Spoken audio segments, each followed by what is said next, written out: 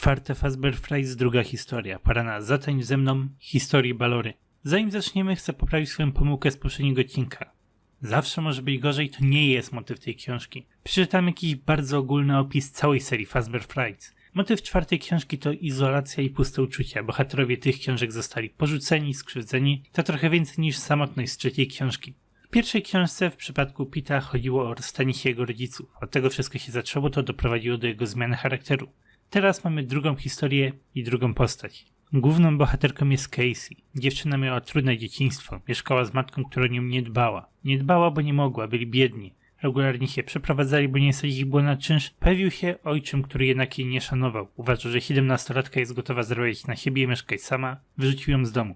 Casey próbowała ułożyć sobie życie, ale ostatecznie znalazła swoje powołanie – kradzież. Była dobra, a znalazła też przyjaciół Jacka i AJ'a, którzy pomagali jej w kradzieżach. Mieszkali w opuszczonym magazynie, który nazywali złodziejską myliną. Casey próbowała poradzić sobie z błędami przeszłości. Z mamą zawsze żyła w brudzie wśród robactwa, więc teraz dba o czystość. Zajmowała się ich domem, żeby mogli żyć w miarę komfortowo, jeżeli spanie w śpiworach w opuszczonym magazynie można tak nazwać. Mają przynajmniej ogrzewanie. Jej kumple balują, szybko wydają swoje łupy, a ona jest ostrożna, oszczędna. Pewnego wieczoru Casey okrada matkę dwójki dzieci tuż przed pizzerią cyrkowego maleństwa. Historia używa polskiego tłumaczenia Circus Baby i cieszcie się, że lokacja ma bardzo nieznaczny związek z historią, bo używałbym tego polskiego tłumaczenia. Oczywiście wolałbym angielską wersję, ale tłumaczenie nie jest złe, jak ludzie z nim wyskakują.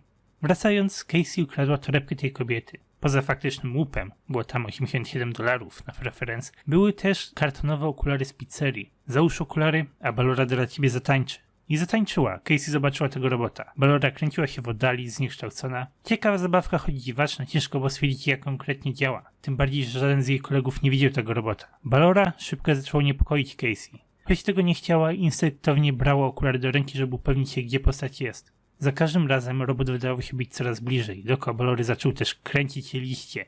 Widać je było bez okularów. Zwykła zabawka nie powinna czegoś takiego robić, co było przerażające. Balora była najwyraźniej prawdziwa, ale niewidzialna. Nie wiedziała, co z tym zrobić. W ciągu tych kilku dni odczuwała silny niepokój, a ciągle pojawiły się nowe problemy. Skradziona karta kredytowa została zablokowana, Casey przypadkiem zraniła swoją ofiarę kradzieży, policja pojawiła się na dworcu, gdzie chcieli okradać ludzi.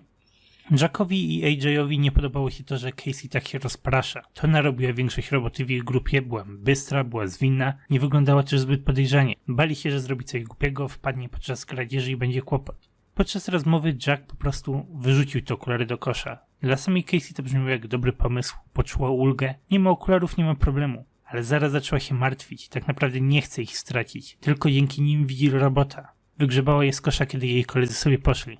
Casey postanowiła uciec, nie jest tutaj bezpiecznie. Chciała uciec od Balory, chciała też uciec od tego życia, pojechać do innego miasta, tam zacząć od nowa, koniec z kradzieżami. Na swojej drodze zaczęła spotykać życzliwych ludzi, już na dworcu starsza pani porozmawiała z nią i podzieliła się jedzeniem. W Memphis, mieście, do którego pojechała, znalazła pracę w restauracji, wszystko zaczęło się układać. Przez cały ten czas nie zwracała uwagi na okulary. Ale znowu zaczęła kraść, podkradać $1 lub $2 z większych napiwków. Uważała, że nikt tego nie zauważy, a jednak wpadła w kłopoty. Ale dostała drugą szansę. Szef nie był pewny całej tej sytuacji i powiedział, że jeżeli rzeczywiście kradła, ma przestać, on będzie ją miał na oku. W drodze do domu Casey założyła okulary i okazało się, że Balora wciąż ją śledzi. Jest jeszcze bliżej niż wcześniej. Dlatego postanowiła nie wykorzystać drugiej szansy od szefa.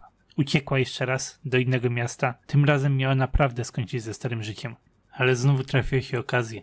To nawet nie była chęć kradzieży, to była potrzeba. Casey znalazła naprawdę wymarzoną pracę. Szukali kogoś bez doświadczenia, obiecywali możliwość rozwoju, ale nie miała nawet porządnych ubrań na rozmowę kwalifikacyjną. Dlatego znalazła sklep odzieżowy, ale nie było jej stać na sukienkę i buty, więc zdesperowana chciała ukraść sukienkę, schować ją do plecaka, kiedy kupiła same buty. Ale została złapana, włączył się alarm. Chciała uciec, ale tu za drzwiami widziała wirujące liście. Nie wiedziała, co się stanie, jak wpadnie na Balorę. Zaczęła płakać, oddała sukienkę, błagała, żeby nie wzywali policji. Wtedy pojawiła się następna życzliwa osoba. Starsza pani postanowiła kupić dla niej tą sukienkę. Widziała, że jest zdesperowana, wierzyła, że naprawdę potrzebuje tej sukienki i jej zaufała. Dziewczyna czuła się trochę odmieniona, ale Balora wciąż była blisko niej.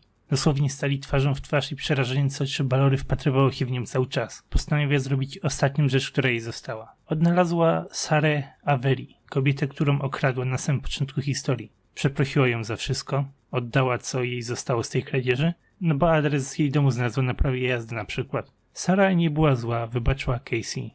Nie bała się też zaprosić złodziejki do domu. W środku Casey spotkała Izabel, córkę Sary, i oddała jej okulary Balory. Dziewczynka od razu zobaczyła Balorę i zaczęła z nią tańczyć. Tak kończy się historia.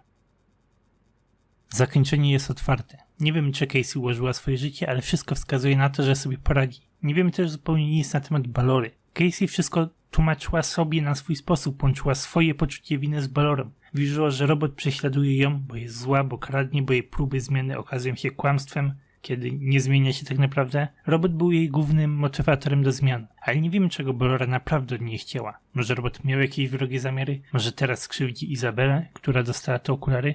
Nie wiemy tego i zakończenie jest w tym temacie niejasne. To ogólnie historia z dobrym zakończeniem, ale nie jesteśmy wszystkiego pewni, może nie do końca. Szczegóły, których wcześniej nie powiedziałem, okulary powodowały zawroty głowy u Casey. Ludzie bardzo często porównują to do dysków percepcyjnych. Może tu umyślne nawiązanie i okulary sprawiają, że widzisz to, co chcesz widzieć. W przypadku Casey było to odzwierciedlenie jej poczucia winy. W przypadku Izabeli tańczący animatronik, którego jej obiecali. Ma to sens, bo dziewczyna nigdy nie dotknęła robota. 2 razy była pomiędzy falującymi liśćmi, ale nie zderzyła się z nim. Jakby go naprawdę nigdy nie było. Coś paranormalnego może się tutaj dziać, ale robot tak czy tak nie jest prawdziwy fizyczny.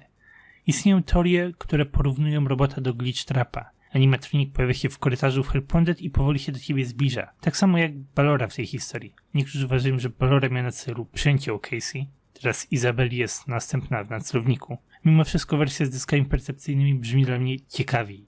Nie czuję, żeby tutaj było jakieś ogromne zła, po prostu historia z niepewnym, ale raczej dobrym zakończeniem. Bardzo mi się to podobało. Historia jest bardzo podobna do 1:35 w nocy. Główna bohaterka nie jest w stanie uciec przed tajemniczym animatronikiem, który zawsze jest parę kroków za nią i doprowadza ją do szaleństwa, ale historia Zatań ze mną wydaje się być znacznie lepiej napisana. Historia bohaterki, jej przemiana była dużo ciekawsza. Ciężko mi było zdecydować, jak oceniam tę historię, ale póki co jest trzecia. To był dobry wątek. Ciężko mi robić z tej historii jakąś teorię.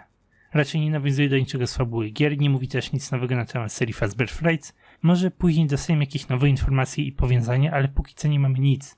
Jeśli pomysł z dyskiem percepcyjnym jest poprawny, to ten robot tak naprawdę nie istnieje. Casey mogła się go pozbyć, gdyby tylko pozbyła się okularów. Postać jest niewidzialna, co trochę kojarzy mi się z Eleanor i jej zmiennokształtnością. Oboje są fantasmami, oboje mają związek ze sobą o imieniu Sara. Eleanor ukradła ciało Sara, a teraz kobieta o tym imieniu miała magiczne okulary Balory. Ale nie wydaje mi się, żeby Eleanor była w stanie udawać całą rodzinę, trochę naciągany pomysł. Ale cóż, na dzisiaj to tyle.